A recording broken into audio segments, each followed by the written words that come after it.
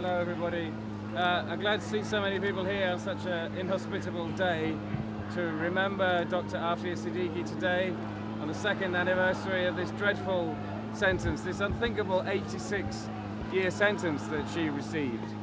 And, you know, every time that I read about this story, it doesn't make sense to me that she disappeared for all these years, that no one accounts for her whereabouts, that when she did apparently turn up in Afghanistan, she tried and failed to shoot some soldiers, she was shot herself, she was rendered to America, she was put on trial, and she was given an 86-year sentence.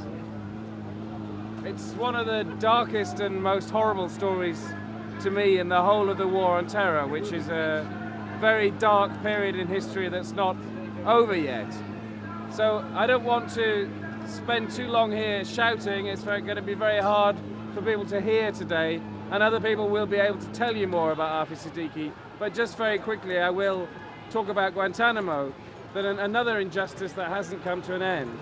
And in Dr. Aafia Siddiqui's case, I think we can all try and put pressure on the Pakistani government. In terms of Guantanamo, we can put pressure on the British government for Shaka Armour, and we can try and put pressure on the American government about the other men still held there. Because 2 weeks ago, a man died in Guantanamo who was cleared for release.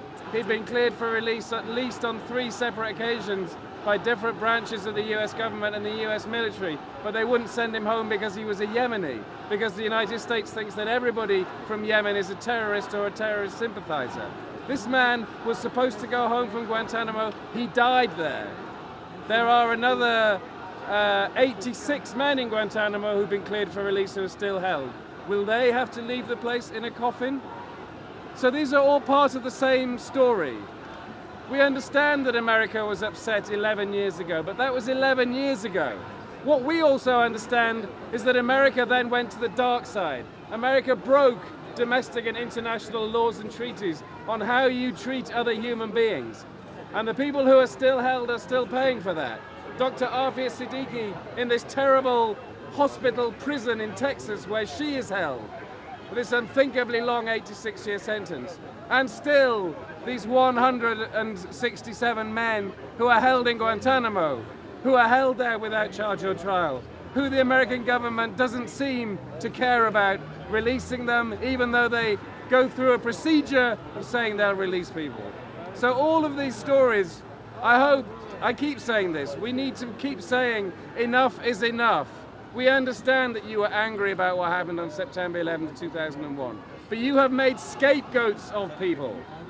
And those scapegoats are Dr. Aafia Siddiqui. Those scapegoats are the 167 men still held in Guantanamo. Those scapegoats are men who are held in Afghanistan, in the prisons there that do not conform to the Geneva Conventions.